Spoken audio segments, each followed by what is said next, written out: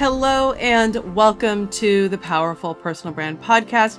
I am your host, Claire Bahn, and on today's episode, I am very excited to be joined by my co-founder, Gordon Gooch. Gordon, thank you for being here today. Thanks for having me, Claire. I appreciate it. So today we have an interesting topic. Whenever Gordon talks to potentials, you have a way of kind of likening our agency to a talent agency. So those of you that remember, I former actress and model, so had a talent agent and they would get you work and things like that. We act like that essentially for CEOs and executives. And so we're going to talk about that today. Why CEOs and executives need a talent agent today. Anything to add to that? No, I thought we'd just leave it at that and walk away. Just we're done. I mean, We're done. so when do you think the shift happened where CEOs needed an agent? I think it's an evolution. I mean, I think the first thing that we saw, the whole concept of talent agents, and based on your previous, work as an actress and model and all of that sort of stuff, was the entertainment industry, right? So talent agency builds a rapport with the studio or casting directors or whatnot, and then she notices people that they think are going to be great actors, blah, blah, blah. And so now they are the conduit between the actor and the studio or the casting director. Okay. Mm-hmm. Things move along. And then the next thing that gets quite talent agents, although they use a different term for them, political consultants, were politicians. Now, politicians have agents that are working on getting them press. They are making sure, and it's all about exposure and visibility, right? I mean, that's what a talent agent does in reality. Is I take someone, I know the playing field, I know how to get that person visibility so they get chosen. And right. Then the next thing you know is they go on to bigger and bigger things, right? So it's all about that concept that you have where, visibility is the currency of opportunity. So if I am the conduit for you to get greater and greater visibility, then those opportunities flow to you. So it's a part in a major movie. And then it is enough exposure to your constituents that they want to vote for you as opposed to the other guy. And so in the evolution of things, and I think we've talked about this too, the technology change, now major executives, CEO, we call it CEO branding, right? But CEOs now need their own agents because that visibility translates directly not only to them, but to their company. So this whole concept that we have of companies, and this isn't to denigrate any company, it's the goal of any company is to sell their service or their product, right? And so, but people have become very inured to that, right? They're like, they're just selling me, right? Right. But, and there's plenty of stats for this, and we could go on stats all day.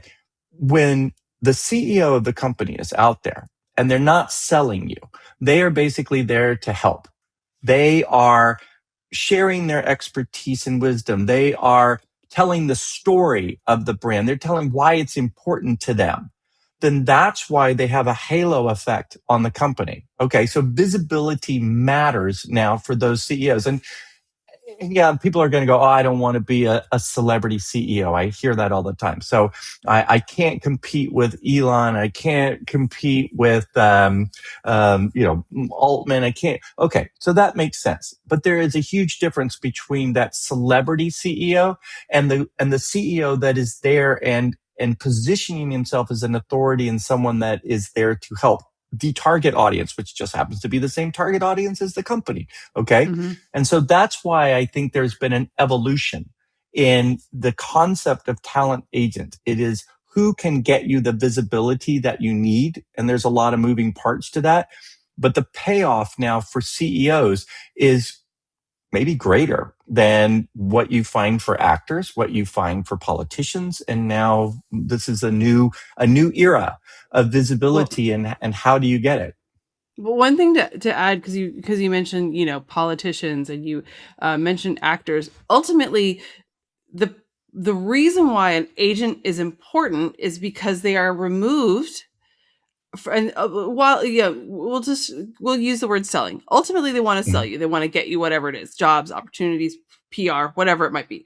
That is the goal of the agent. But they know how to package you. So for politically, they're like, I need to package you in a way. I mean, you've seen those shows where it's like, oh, I need you to, we need to get you a wife. We need to get you this. We need to, so you can be palatable to this audience. But that's something that somebody that's sitting there, uh, as their own agent, it's kind of hard for you to be like, how am I going to be palatable? Who's going to like this idea? Who's going to like this story? So that's kind of the job of the agent, is to basically say, okay, you kind of gave me the basics. You gave me your, kind of the outline, what you do, your expertise, da da da da. And then the agent's job is to, how can I sell this? Where is your audience? How can it's, I'm gonna say it's sales, it's packaging. It is. I have to figure out how to like get it to the audience in a way that they're going to like it, and not in a fake, unauthentic way. But ultimately, a lot of times, what happens, and we see this all the time, someone will be like, "No, this is what I'm an expert in." Okay, that's very similar to this idea. We had this happen with an client recently, and Gordon, and they eventually came back and they said, "No, I don't want to do that." And they came back and you go, "Oh, that was actually a good idea," because you're like, "No, you made up this word that doesn't exist, and it's going to be a lot harder to sell this than it is to sell that, because that's what people call it." Yeah. Well, And you always give ultimately, an that's the audience what job it of the wants. agent, is to basically kind of tell you the hard thing and say, it's hard to sell this, but I can sell this.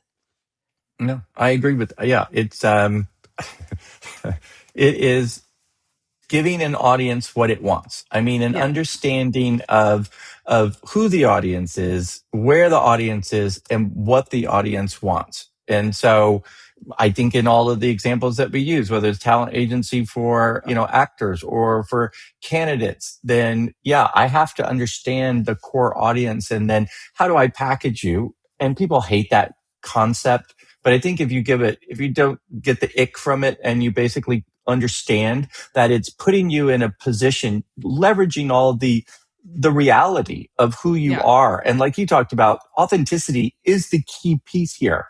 But I sometimes have to take that and I mold it so that it's something that the audience can understand. right, And yeah, a lot of people, yeah, we see it all the time. It's like, no, this is what I want to talk about. And you're like, nobody knows what that is. You you understand what that means, but there's right. an audience that understands a huge concept over here. If we address that, if we package it in a way that they understand, your the friction with that audience is reduced Right. immeasurably. Why Mm-hmm. wouldn't we do that? Yeah. Yeah. So it's ultimately they can take a full view of the CEO and figure out, okay, this is the messaging, this is how you I mean, ultimately, kind of like the this, I saw a breakdown of the McDonald's CEO video, and I Oh, the shared that with you. burger. Yeah, and he's a little awkward, and like there was this guy, and he was saying like, I will have this for lunch, and he's like, as if implying that like, I really don't ever eat this for lunch, but I'm having this one today, and you just kind of look from a from a marketing and an agent standpoint, they would have been like, okay, here's how you should say it. Let's work on it a little bit. I don't like the way, yeah, like he's sitting there eating. It's like, oh look, there's like, it's really crunchy. I'm like, you don't know what that. You have no idea what's in that sandwich. Like, oh, oh, wait, onions fell out. Who knew they put onions fell. onions in there? You were surprised that they were there. You were surprised. So ultimately, apparently it's like, apparently he never ate one before. So I mean, yeah. because I that's the mean, message that I got. Yeah. they just like recorded it and then just uploaded take one. You're like, okay, Yeah. because you already took a Yeah. bite. You're like, no, you need 8 burgers on the back, and you're like, we're doing 8 takes. You better get ready. Like That's ultimately, funny. that's the job. It is marketing, and ultimately, so he it worked for him. I mean, sales went up, things like that. Like that's awesome, but there's ways to make it better. And I think ultimately it should have been handed to somebody probably that didn't work at McDonald's. So that wasn't like, you know what I mean? It's somebody that could tell Yeah. the CEO the hard truth, which is, that was a little strange. Let's do it again. I was just Maybe gonna say, next make time, sure, don't be surprised by what's in the burger.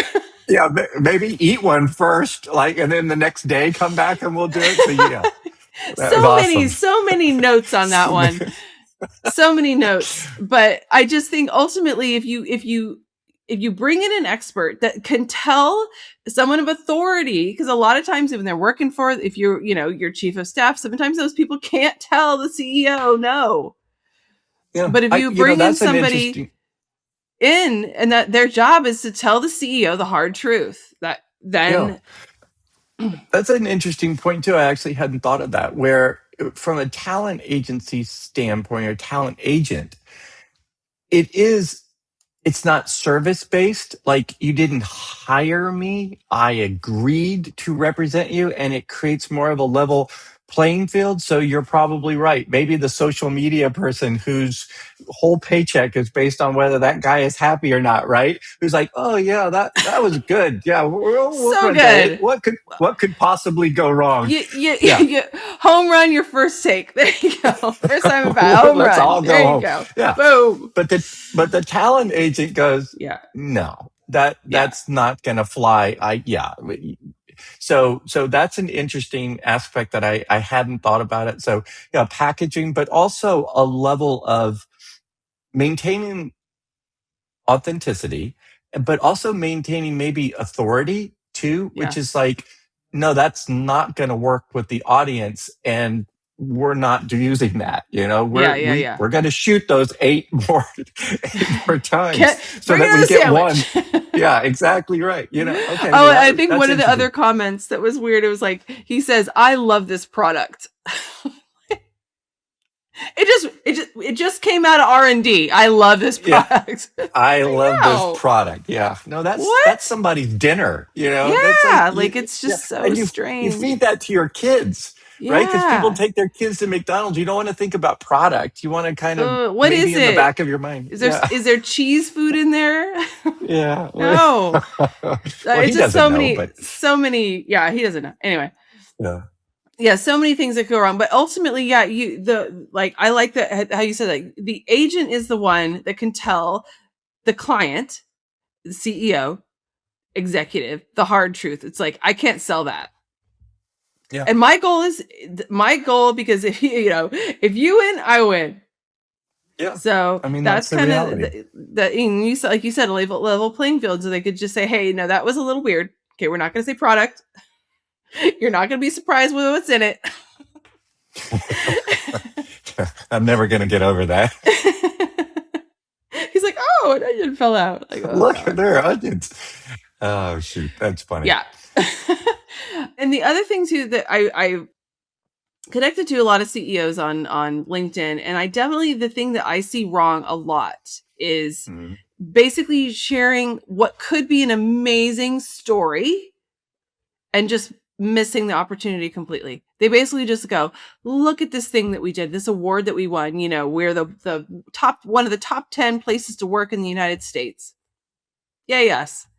Instead of going like, okay, we're going to take that opportunity to push it out so it actually helps bring in new ideal people to work at your organization. So you're going to talk about your why, you're going to talk about the things that you did, that you championed in order to make your workplace a better workplace. The reason why it's so important to you that Mhm. everyone enjoys working for your organization instead of just like, we won this. Yeah. That's It's really a interesting. story. Yeah, but I actually, when you were saying that too, what I run into a lot, or we run into a lot, which is the CEO's brand is being run by comms within the Yeah. organization. So they look at it as another place to promote. So the CEO's brand is all about the repost, right? Mm-hmm. Oh yeah, Yeah. oh we just won another award. Oh, I'm at a conference with Joe Blow, whatever it turns out to be. Yeah, Yeah. useless. It's Yeah. absolute. But see, comms goes, hey, this is another opportunity for me to sell because that's my job. And I totally get that. And I do think the company should sell, but the opportunity that is missed by taking Mm-hmm. that CEO brand and slightly disassociating it from the company. So it's a person, it's an authentic human being that is there and they're telling the story. So I love what you just said, right? The company goes, hey, we just were named top 10 in the, whatever industry for whatever. And then the CEO's brand starts talking about why it's important, what it meant, what did we overcome challenge wise in order to do that? What does it mean to him, right? Mm-hmm. That we've achieved this. And that is so much more powerful and so much more interesting than Yeah. repost, we won, we're Right. number 10. Yeah. No one cares. Yeah. No one cares. And the other thing I was thinking about, it was funny, is because a lot of our examples were, for whatever reason, we use him a lot. Maybe it's because the women do it better. Let's just put that, we're going to put it that way. The women do it better. They don't have as many examples as the men doing it wrong. No, I'm kidding. But the other thing, because authentically, so when you're packaging somebody, sometimes you need to. We had this with an executive who was like, "Oh, I'm so super casual. Like, I don't want to be seen like that." And remember, like, it was we styling session and hated the photos. The photos were so great. The photos were so good. And it wasn't in like a suit or anything. It just like had a jacket. It just looked so good. But he couldn't get over, like, he just wanted to be in a dirty white t-shirt. And you're like, it's really hard to sell that guy. But you could wear like, your t-shirt under under another shirt and a jacket, but you look, it's so ultimately it is about the authenticity, but sometimes it's in, like, you're like, your audience kind of wants you to look the part that they expect as well. So that's also part of it too, that the agent, that it's kind of, again, saying, it's cool that you're, I mean, we live in California. They're like, I just wear golf shirts all day, or, I want to wear whatever. And you're like, we can tweak that a little bit. Maybe we do one in your golf shirt or whatever it might be. But ultimately, there's a professionalism that is expected for a thought leader. And then sometimes there's pushback of like, oh, I don't want to be this like thought leader that just feels so rigid. But who does the press want to put in their articles? Who does the press want to quote? A thought leader, not some random dude in a dirty t-shirt that gives half-assed thoughts. You're Yeah. like, I'm sorry. They want someone that's like that's eloquent, put together. You can be authentic, but there's some level of spruce up sometimes that is needed in order to get the results that you want. Yeah, I agree. I think it's the same thing. They don't understand the lens that the audience is viewing them through. So the old joke about, when you're on camera, the camera adds 20 pounds or, there's certain things that you do so that you don't, what you wear matters in a photo shoot Mm-hmm. and Yeah, all yeah, of this yeah. sort of stuff. Because you can really like get really bad imagery if you do that. So if you don't understand that, right? So I think it goes back to packaging. I think that a lot of times that we get oh, I'm really casual and I just want to come across as like one of the guys kind of thing, or girls, or whatever it turns out to be. They do not understand that ultra casual, in the world of the intertubes, the internet, the viewer, the lens Interwebs. of the audience, right? The interwebs, Yeah. that doesn't come across as casual. It comes across as sloppy. Yeah. And that is not the image I that you think of that, want. like, And what was it, a Tide commercial where that guy had that, like, his, like, collar was oh, all weird and he's on a date and he's all like, ugh. Yeah, yeah, that and it's guy. all, He was, and she's, yeah, oh, you look very ugh, comfortable. casual. And Oh, that was the comfortable. Yeah, last yeah. date that guy ever had. So Exactly. it's the last date you're Exactly. ever going to have with your audience, because they look at you and you think that you're cool or cash or whatever it turns out to be. And they're like, this guy's just sloppy. Why do I want to listen to Yeah. him? Right. So we're not saying Yeah. that you have to wear a tuxedo and, you've got kind of the Cary Grant, Errol Flynn, whatever look and blah, blah, blah. So you can be contemporary, but you probably want to go upscale a little bit, because Mm-hmm. image matters. It's part of your packaging. And you can be super casual every other day that you're not on camera, that you're not going to be on TV, that you're not going to be on stage, that I spend a lot of time, negotiating for you. And then you show up and you look like this. Okay. So Yeah. that could be your authentic self, but maybe it's a little too authentic. Yeah. I mean, this is there. I think that, I feel like we've kind of like hit a lot of like important points about why an agent is important. Are there any kind of final thoughts that you want to wrap up, or anything that you haven't talked about yet? So many things. No, Really?